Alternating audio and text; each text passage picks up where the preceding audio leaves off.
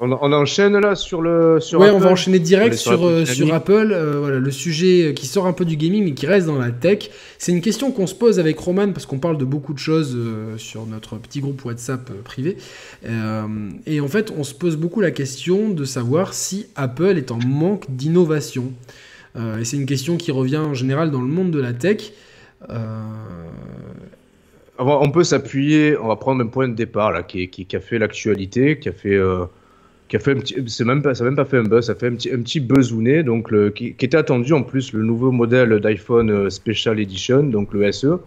On se rappelle, on avait eu un premier iPhone SE entre l'iPhone 6 et le 7, je chronologiquement crois, ouais. parlant.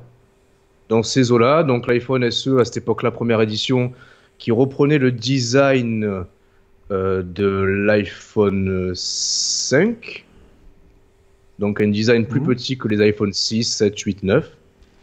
Bon, bref, là, ils ont remis le couvert avec l'iPhone SE version 2020, donc qui a des caractéristiques techniques similaires aux iPhone 11 dans un châssis d'iPhone 8.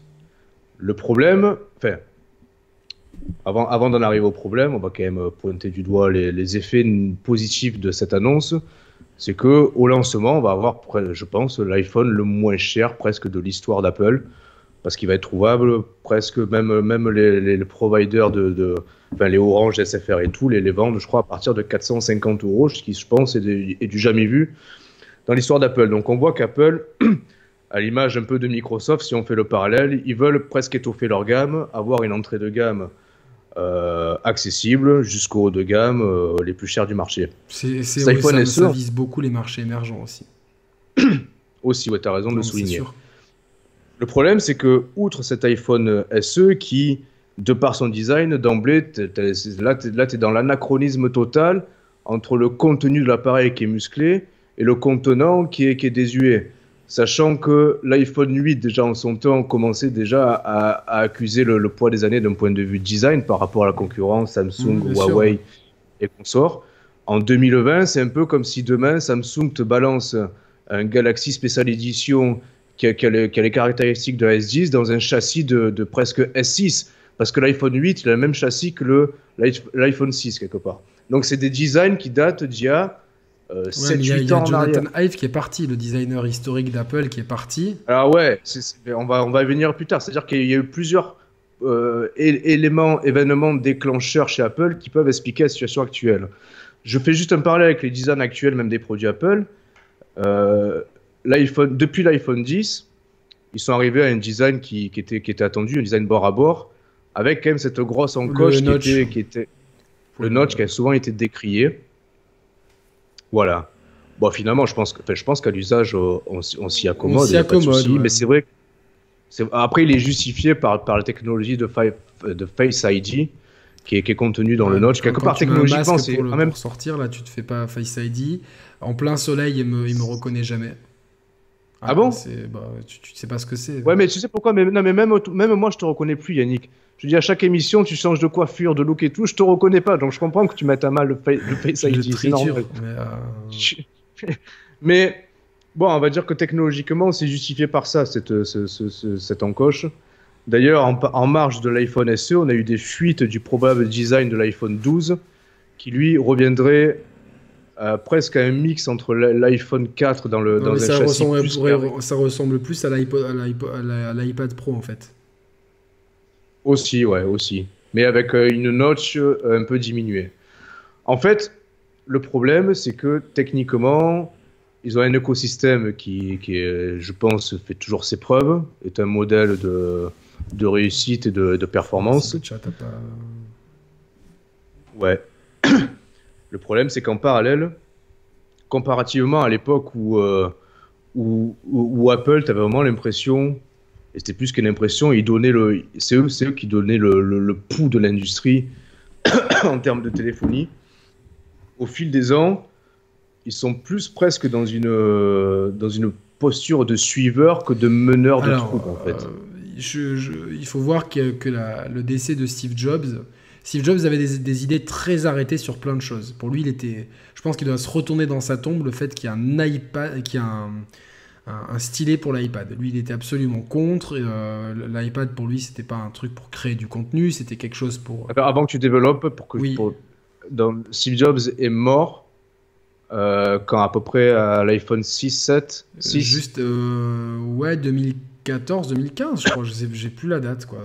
Donc Et on peut imaginer qu'il avait élaboré les plans d'Apple jusqu'à l'iPhone 10, juste avant l'iPhone 10. Je sais pas. En tout cas, l'Apple Watch, c'est le premier produit vraiment estampillé Tim Cook. Tim Cook, c'est quelqu'un qui vient de la production, qui est plutôt quelqu'un de pragmatique, de financier. Donc, c'est pas un créatif, Tim Cook, c'est quelqu'un voilà, c'est pas un créatif. Là où Steve Jobs était un visionnaire, un créatif, et s'appuyait beaucoup sur Johnny Ive, son designer britannique, dont je suis plutôt fan du travail. Enfin, pour moi, c'est ça aussi la marque d'Apple. Et je vois quand même que depuis quelques années, Apple n'a pas réussi à me surprendre sur beaucoup de points.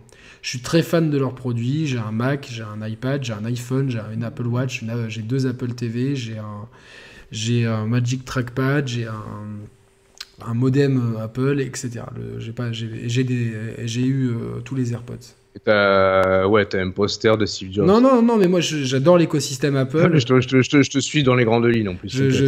Franchement, j'adore l'écosystème Apple. Je trouve que tout fonctionne bien. Je m'y retrouve. Voilà, j'adore mon Mac, j'adore mon iPad, j'adore mon iPhone, j'adore mes AirPods, j'adore mon Apple TV, j'adore mon Apple Watch qui est vraiment un outil de motivation extrêmement puissant pour le sport. Donc ils ont quand même un écosystème qui fonctionne, mais pour moi Apple traditionnellement ça a toujours leur premier slogan, c'était Think Different, penser différemment. Ils avaient quand même une ligne d'innovation. Moi je me rappelle quand l'iPhone, le premier, a été annoncé, ça a été une claque intersidérale. Les smartphones existaient déjà. Moi, j'avais déjà ce qu'on appelait un smartphone, mais c'était une révolution absolue. On était un peu plus mitigé sur l'iPad parce que je me rappelle, on avait suivi avec Victoria justement Parce qu'en fait, l'iPad, ils ont créé un besoin qui n'existait pas. Et au début, on le voyait pas, ça, en fait. Mais surtout que l'iPad, ils ont surtout essayé de répondre au paradigme de la presse papier ne se vend plus, essayer d'adapter la presse papier là-dessus. Le problème, c'est que ça a engendré des coûts de production.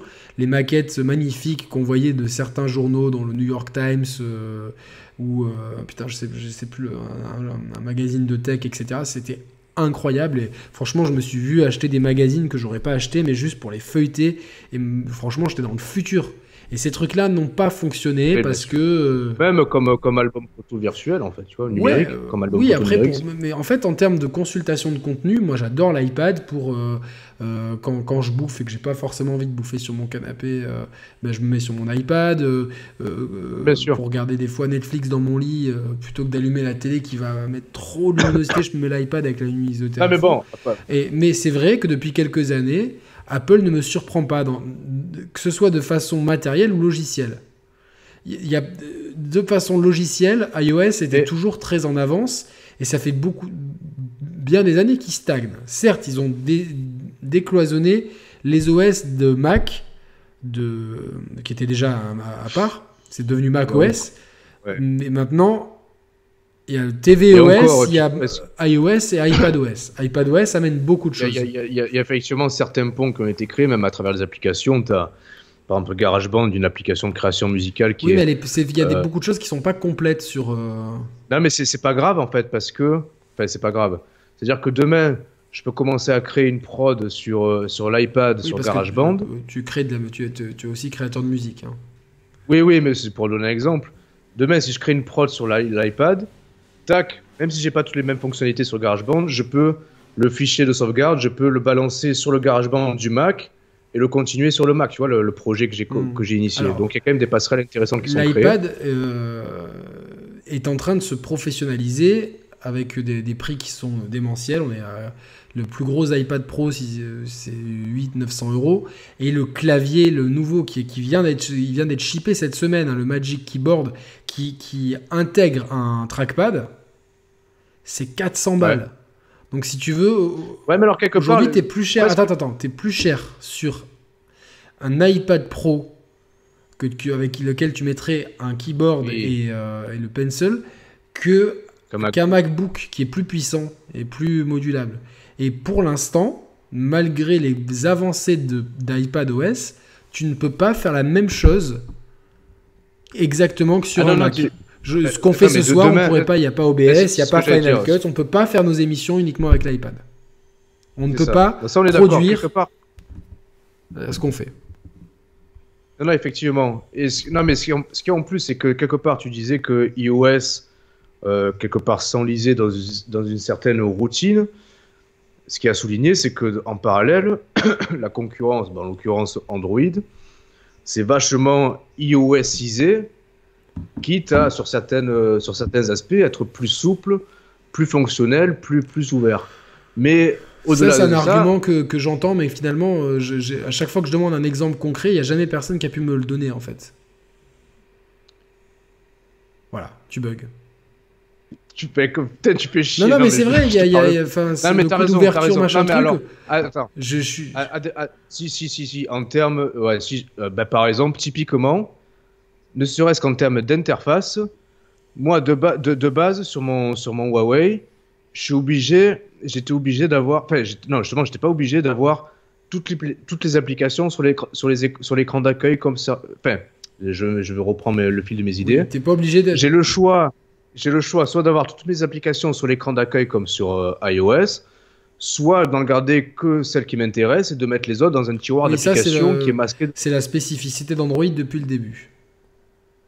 Et c'est un truc, moi, si j'étais sur iOS, ça me ferait chier d'avoir toutes mes applications sur l'écran d'accueil inutilement. Mais tu peux très bien en mettre celles que tu veux dans l'écran d'accueil, et au lieu d'avoir un tiroir, t'as d'autres pages en fait. Ça revient au même. Ouais, mais j'ai pas envie. Oui, ça revient au même, mais ça me fait chier. Ouais, mais ça me fait chier de pas avoir le choix en fait. Tu comprends? Oui, mais c'est un design d'OS en fait. C'est un détail, ça, tu vois. Oui, non, mais ok. Et d'ailleurs, il y a des rumeurs comme quoi il y aurait ce système pour iOS 14. Donc, ah ouais, ok. Bon, en tout cas, à défaut, effectivement, tu m'as pris de court en te donnant une fonctionnalité d'Android qui est pas sur iOS. Je suis d'accord. Je devais regarder le chat. Je te donne le point. En tout cas, il n'y a pas une différence ni dans un sens ni dans l'autre abyssale entre iOS et Android.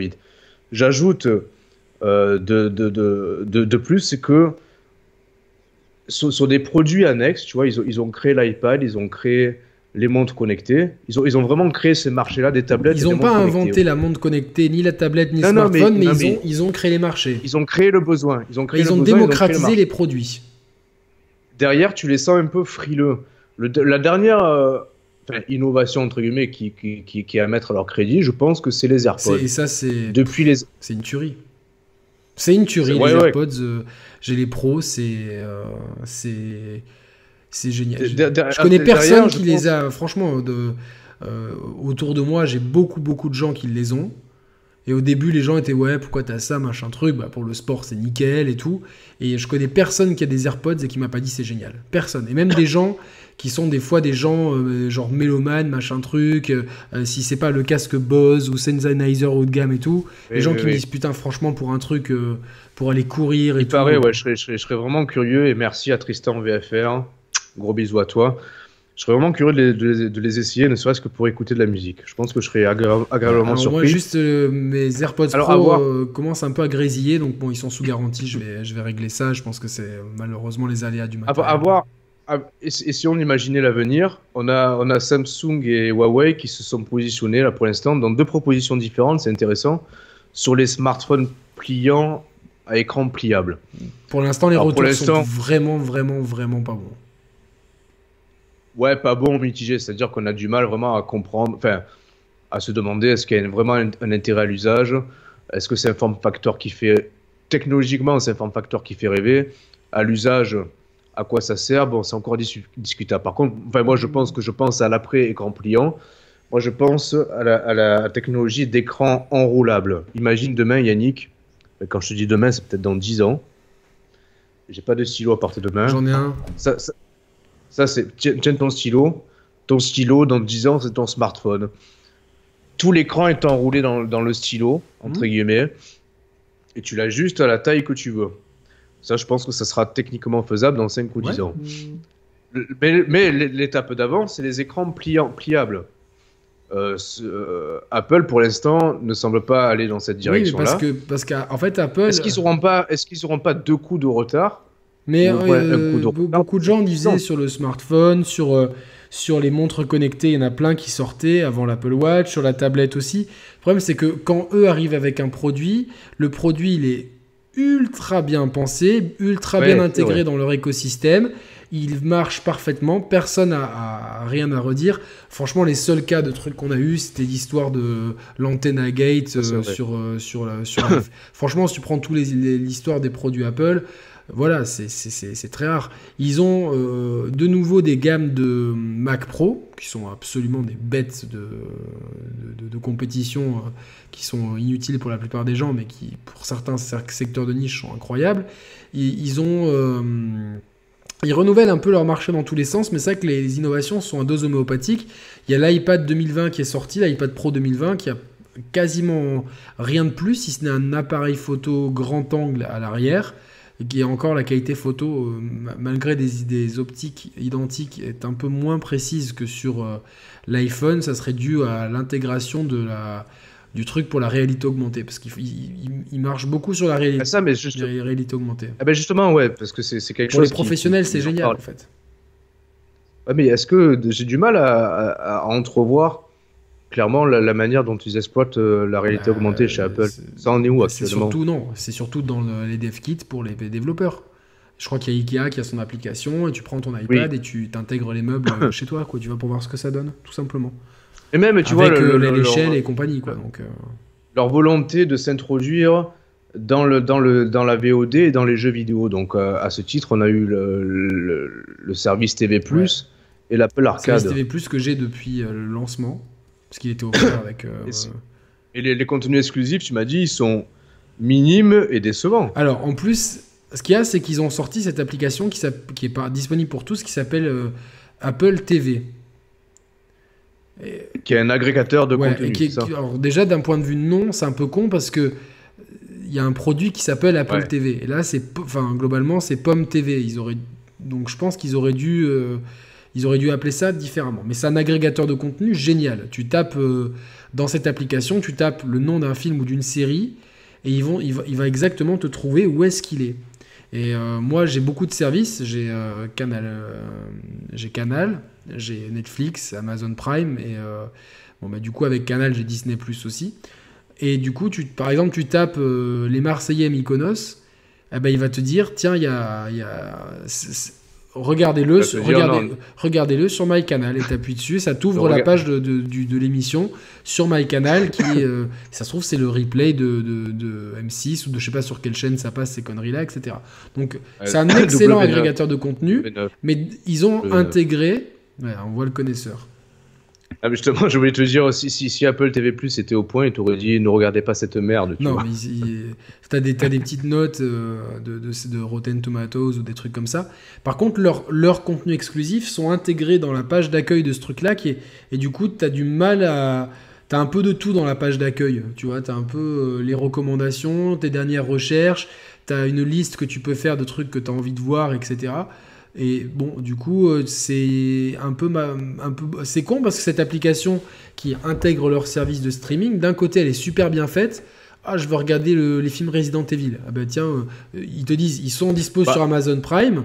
Certaines fois, ils sont dispo et Prime et Netflix. Et en fait, quand ils sont dispo à l'achat, ils te mettent pas à l'achat chez eux ou à la location chez eux. Ils te mettent d'abord en avant les services gratuits de streaming. Ça, c'est vraiment cool. Et Ça, c'est fair play. et surtout, Mais attends, à proprement parler, ils te disent la distribution.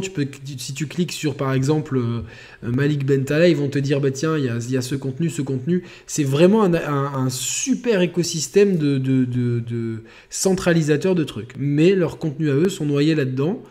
Et j'ai des retours mitigés. c'est combien l'abonnement à ça? Moi, il a été intégré, si tu veux, avec l'achat de mon dernier iPhone. Donc, À l'iPhone je 11. crois que c'est 5 balles par mois, un truc comme ça. Et donc, le contenu exclusif, c'est quoi? Bah, il y a des séries. Il y a des documentaires, je crois, mais c'est Donc, chiche. exclusif à la plateforme Ouais. là. Il y a je crois, avec le mec qui jouait Pardon. le mari de la Khaleesi dans ta série préférée Game of Thrones. le fameux Oui, Cal Gogo. je l'avais sur le bout des lèvres. Cal Gogo, c'est ça. Hein. Oui, c'est ça, oui, oui. Non, c'est Cal Drogo, putain.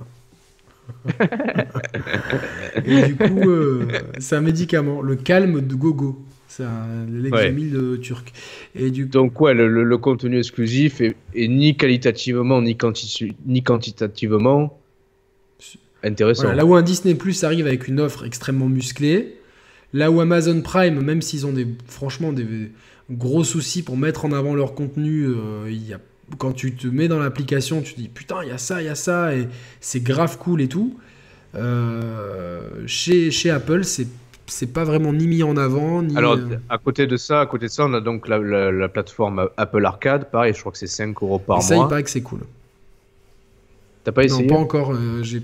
Je me dis, je vais essayer le jour où j'ai le temps d'essayer. Alors, à voir s'il y a suffisamment de jeux Il y en a plein de jeux qui exploitent bien le gameplay tactile ou gyroscopique. Ouais, mais en fait, maintenant, ils mettent tellement en avant le fait que la DualShock 4 est compatible. Ah, attends, oui, je suis passé à côté de ça. Donc, tu peux appairer n'importe quelle manette en Bluetooth ou certaines manettes? À toutes les DualShock 4 déjà, toutes les manettes qui sont Bluetooth, je pense. Mais c'est vraiment mis en avant. Et moi, du coup, l'autre jour, tu sais, quand je streamais pour faire un essai Resident Evil 3, je jouais sur mon Mac avec ma DualShock 4. Non, mais attends, mais tu mélanges là. Là, tu me parles du Remote Play. Oui, mais le fait est, c'est que avant, la manette se connectait à la Play. Non, attends, ça fait un moment que moi, ma DualShock 4, je peux la connecter à mon MacBook aussi. Je parle pas de... Oui. Là, tu mélanges l'Apple Arcade, en fait. Mais sur l'Apple Arcade, il y a plein de jeux ils te disent utiliser une manette de jeu. Et ok, d'accord, ok. Et si tu veux... quand tu tapes manette de jeu iOS, si tu veux, ils te mettent tellement... Mais c'est malin, parce que tout le monde... Enfin, il y a tellement de PlayStation. Moi, tu vois, ça, c'est la manette pour mon Mac. Pour jouer à mes émulateurs et voilà, quoi. Ok. C'est ma DualShock pour moi. À voir, malheureusement. Non, l'avenir pour Apple, beaucoup disent qu'ils investissent énormément dans la voiture autonome. C'est un énorme projet qu'ils auraient. Il y a eu pendant... Attends, je te coupe parce qu'il y a des années en arrière, ils nous disaient qu'ils investissaient beaucoup sur les TV, et pas les Apple TV. C'est vrai, c'était vrai, mais ils ont abandonné le projet. Parce que je pense que ils ont peut-être pas trouvé le bon équilibre entre et surtout je pense qu'ils se sont rendus compte que les renouvellements de télé n'étaient pas si fréquents. Parce qu'à ce moment-là, en plus, il n'y avait pas encore la 4K. Est-ce que les renouvellements de voitures le sont plus? C'est compliqué aussi. Non, mais il y a vraiment un marché à prendre, encore une fois. Si t'es le premier sur un... D'ailleurs, ils sont déjà bien implémentés au niveau de l'Apple CarPlay. Non. Le CarPlay. L'Apple Car... CarPlay, c'est CarPlay. CarPlay, pardon. Je l'ai essayé, c'est vraiment cool, quoi. Ça aussi, c'est un marché qui est intéressant à prendre en considération, effectivement. Ouais, c'est des plus, surtout, parce que... Parce que voilà, mais bon, tu vois, pour revenir à leur dernier produit, je suis très content de mon iPhone 11 Pro. Ça faisait 3 ans que j'avais mon iPhone, 3 ou 4 ans. Et 4 ans. Ouais, 4 ans même. Et du coup, ouais, cool. Mais globalement, à part avoir un téléphone qui rame pas et avec la batterie qui tient et qui fait des meilleures photos, l'utilité est strictement la même en fait. Ouais, mais chez tout le monde, non, mais je sais, mais c'est-à-dire... Tu aurais pris un Samsung Galaxy S10, mais alors qu'à l'époque, tu vois, il y avait toujours des nouvelles fonctionnalités et tout. Là, j'ai l'impression qu'on arrive à un plafond autant hardware que software. Et là, quelque part, Apple n'y est pour rien. Ils sont tous dans le même... Moi, je pense qu'on peut toujours faire mieux niveau software. On peut toujours innover niveau software. J'en suis sûr. Pareil pour macOS. Franchement, là, ça devient de plus en plus des machines à tout faire, les smartphones, sincèrement. Ouais, mais... Qu'est-ce que tu veux faire de plus, là, techniquement? On part sur les écrans pliables, mais on est un peu dubitatif. À part faire des écrans roulables comme prochaine révolution, en termes d'OS pur, de fonctionnalité, on a fait le tour de la roue, tu vois, et c'est très bien ainsi, en fait. L'assistant vocal qui pourrait être meilleur, peut-être... Ouais, mais ça c'est une question d'IA, de software, en fait. Ouais, c'est de l'IA pure, en fait. Tu vois, genre, moi, j'ai un iPad Pro qui a 3 ans, et c'est vrai que ça me dirait bien d'avoir le dernier iPad Pro, le grand, avec le clavier et le... Ouais, mais si on peut pas streamer, faire des vidéos avec. Moi j'ai pensé à me délester de mon MacBook pour prendre un iPad, mais en fait, faire de la musique dessus, t'es limité. Faire des émissions, c'est impossible. Bah, en fait, c'est niette. Non, En non, fait. mais C'est ça, ça qui me fait chier. J'aimerais bien. c'est tu vois, mon petit plaisir d'avoir mon. Tu vois, quand je joue, j'ai tout le temps mon iPad à côté pour regarder une Ouais, mais soluce. t'aimerais pas avoir une machine unique qui remplace et ton iMac et ton iPad Après, en fait. rien ne dit que les évolutions logicielles, par exemple d'iOS 14, le permettent. Mais effectivement, si je pouvais avoir un truc unique, ou en tout cas, si tu veux, pouvoir m'affranchir du Mac. Parce que là, J'aimerais bien m'affranchir du Mac. et moi, d'avoir en fait. un PC pour pouvoir streamer, etc. Et d'avoir l'équivalent de mon Mac dans l'iPad. Mais tu sais combien il coûte le clavier pour l'iPad Pro? Tu l'as dit tout à l'heure, quoi, 400 euros 400 € le clavier. Ah, c'est abusé. C'est abusé. Attends. Si on faisait des liens spatio-temporels dans nos mêmes émissions, et si en fait la rumeur de 2 écrans de la Switch, c'était en fait une rumeur pour l'iPad Pro. J'ai pas compris. Un iPad à 2 écrans, non? Pourquoi faire? Ah mais j'en sais rien, c'est une blague, je sais pas, c'est une connerie. J'ai pas compris la blague, je suis désolé. Hein, ok, c'est pas grave. Si vous l'avez compris, dites-nous dans le chat. Et donc ouais, les dernières, ils ont racheté Beats, mais ils sont en train de petit à petit ostraciser Beats avec leur... Alors Beats, ils l'ont racheté pour 3 milliards de dollars. Hein. Ouais. Et du coup, tu vois, il y a de plus en plus de rumeurs d'un casque Apple. Ça serait un coup de poignard énorme, parce que... Bah non, pourquoi? Mais en rachetant Beats... Ils ont racheté les technologies, je sais. Voilà, mais si tu veux, la marque donc, Beats, du coup, elle est mise de plus en plus de côté. Oui, mais c'était le plan à long terme, en fait. Initialement, tu t'appuies, tu la rachètes, tu t'appuies sur pourtant, d'après ce qu'il voulait Dr. Dre et Jimmy Iovine, c'était vraiment que la marque perdure. Ah ouais, mais entre ce que Dr. Dre et Jimmy Iovine voulaient et ce que Apple voulait... Évidemment. De toute façon, Apple, ils achètent énormément de startups. Moi, je regarde régulièrement, on refait le Mac, et des fois, il y a des gens qui disent, oui, Apple, j'avais une startup, ils sont venus, ils ont bouclé le deal. Je rebondis sur Aurélien Mauger. Oui, alors en plus, il a raison. GarageBand, c'est très limité par rapport à Logic ou Ableton. Effectivement, c'est très limité par rapport à Logic. Et Logic, de toute façon, ça ne tourne pas sur Apple. Sur iPad, je fais juste le parallèle tout à l'heure avec GarageBand parce que c'est le seul logiciel. Et toi, tu produis sur quoi? Sur Logic, Logic Pro X, ouais. Donc, voilà. Et c'est vrai on a fini. Le dernier produit que j'ai acheté, c'est ça.